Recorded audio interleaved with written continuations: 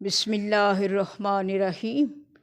سامعین گرامی، پھر فرمایا گیا ذالک الدین القیم، یعنی یہ اس مالک و مختار کا قائم شدہ دین ہے، یعنی یہ رب جلیل کا پسندیدہ ترین اور بہترین ترین دین ایک قائم شدہ دین ہے، کیونکہ یہ قائم الاجل کا دین ہے، یہ قائم بالحق کا دین ہے، اور یہ قائم بھی اسی لیے ہے کیونکہ اس کے پیچھے قائم کھڑے ہیں۔ قائم اسے کہتے ہیں جو بغیر کسی سہارے کے کھڑا ہو۔ قائم کے معنی ہی کیا ہے؟ بغیر کسی سہارے کے کسی شے کا کھڑا ہونا۔ جس طرح وہ رب جلیل کا آسمان کھڑا ہے، جس طرح سے قدرت کا یہ تمام نظام قائم ہے اور رواں دواں ہے، اور پھر یہ سب کچھ کیوں قائم ہے؟ کیونکہ قائم ہے۔ ان سب کے پیچھے قائم بالحق علیہ الصلاۃ والسلام والاجل کا ہاتھ ہے، اس لیے یہ سب کچھ بے سہارا بھی ہے اور پھر قائم بھی ہے۔ تو آئیے سامعین، بارگاہ مولا متقیان سے یہ پوچھتے ہیں، کیا ہر اس مالک و مختار کے نزدیک فقط یہ دین اسلام ہی پسندیدہ ترین اور بہترین دین کیوں ہے؟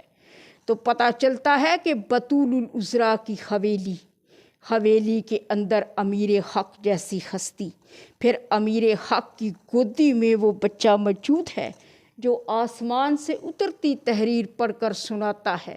جب اس بچے سے رجوع کیا گیا تو آواز آئی، لوگو دیکھو، اس مالک و مختار کے نزدیک جو ایک پسندیدہ ترین اور بہترین ترین دین ہے، وہ یہی دین عقل ہے، وہ یہی دین اسلام ہے، اور اس وجہ سے پسندیدہ ترین اور بہترین ترین دین ہے کیونکہ وہ دین عقل ہے۔ تو سامعین گرامی، اب بارگاہ عزت مآب صلی اللہ علیہ وآلہ وسلم سے عقل کی تشریح پوچھی گئی تو اشارہ ملتا ہے کہ دنیا کی ہر لائبریری میں ایک کتاب موجود ہوتی ہے، اصول کافی۔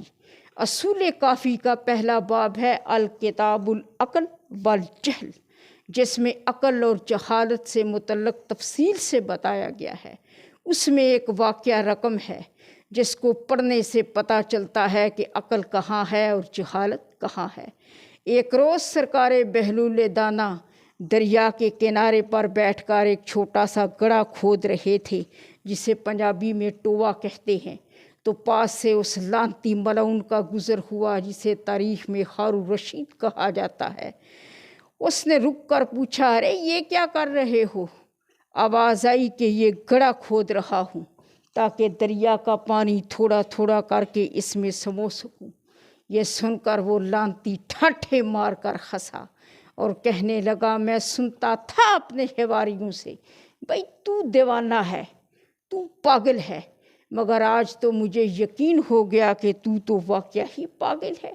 کیا کبھی اتنے بڑے بڑے دریا بھی ایسے چھوٹے چھوٹے گڑھوں میں آ کے سموئے ہیں؟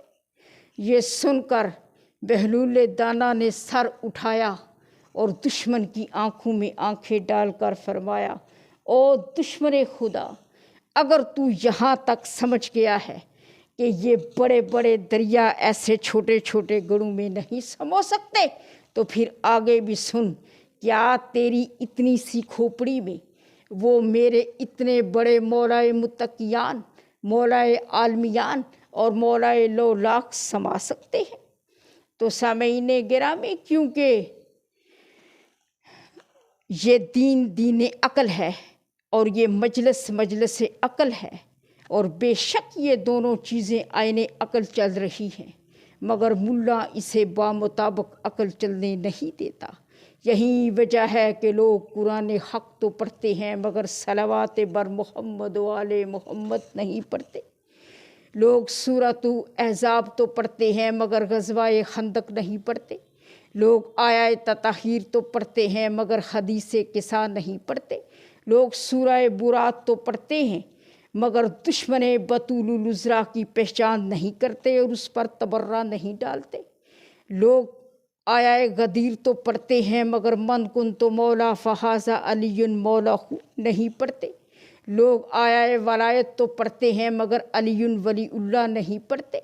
لوگ قرآن عربی میں پڑھتے ہیں، پنجابی میں نہیں پڑھتے۔ کیونکہ اگر ان ساری آیتوں کا پنجابی میں ترجمہ کر لیا جائے تو یہ دین اسلام دین عقل واضح ہو جاتا ہے۔ لوگ آیا مبالغہ پڑھتے ہیں مگر سچوں کا مبالغہ پہ جانا نہیں پڑھتے، حدیث قصہ نہیں پڑھتے، حالانکہ اس کی نص قرآن حق میں موجود ہے۔ تو سامعین گرامی، پتہ چلا مالک و مختار اس دین کو فقط اس لیے اپنا پسندیدہ ترین اور بہترین دین کہتا ہے کیونکہ یہ پنجتن پاک کا دین ہے، یہ چہاردہ معصومین علیہم السلام کا دین ہے، یہ 5، 12، 14 کا دین ہے، یہ دین ولایت ہے، یہ وہ دین ہے جو خم غدیر پر مکمل ہوا، یہ قائم بالحق کا دین ہے۔ اس لیے میرے مالک کا پسندیدہ ترین دین ہے، اور وہ یہ فرماتا ہے کہ ان الدین عند اللہ الاسلام، کہ بے شک اس مالک کے نزدیک جو پسندیدہ ترین دین ہے وہ یہی دین اسلام۔